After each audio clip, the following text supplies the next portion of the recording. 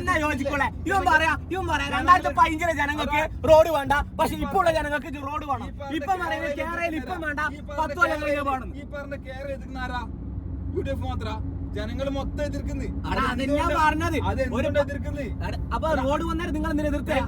അതുകൊണ്ട് തന്നെ ഇത് ഞാൻ പറയട്ടെ, നിങ്ങൾ എന്തുകൊണ്ട് നിങ്ങൾ റോഡ് വരുമ്പോ എതിർത്ത് അതേ റീസൺ കൊണ്ട് തന്നെ ഇതൊന്നും എതിർക്കുന്നു? കൃത്യമായിട്ട് പറയാലോ.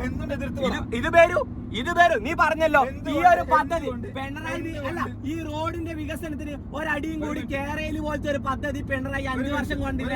ഈ കേരളയില്ലെങ്കിൽ അതിവേഗ പദ്ധതി ഒന്ന് പിണറായി 1 വർഷത്തിലുണ്ടെങ്കിൽ കൊണ്ടുവരും. കേക്ക് ബഹുദൂര പദ്ധതി കൊണ്ടുവരുന്നുള്ള കാര്യത്തിന് അത്രയും ഉറപ്പാണ്. അതുകൊണ്ട് 100-101% UDF ഇത് കൊണ്ടുവന്നിട്ടുണ്ടെങ്കിൽ എല്ലാം നടക്കൂല. വരാൻ പോകുന്ന തലമുറ തുപ്പു. എങ്ങനെ അടുത്തൊരു പദ്ധതി കൊണ്ടുവന്നിരിക്കും? കാസർഗോഡ് 2026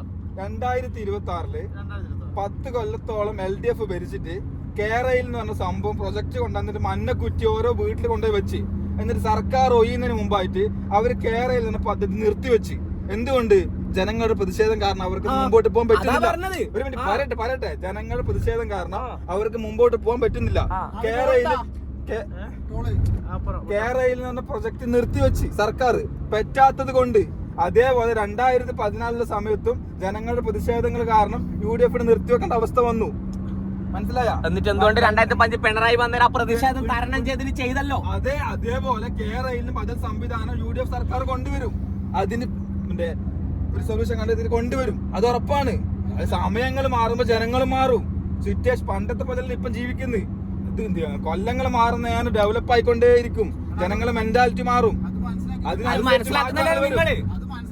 മനസ്സിലാക്കിയിട്ടില്ല UDF മുമ്പോട്ട്. ആർക്കാണ് ഇത്ര ധൃതി?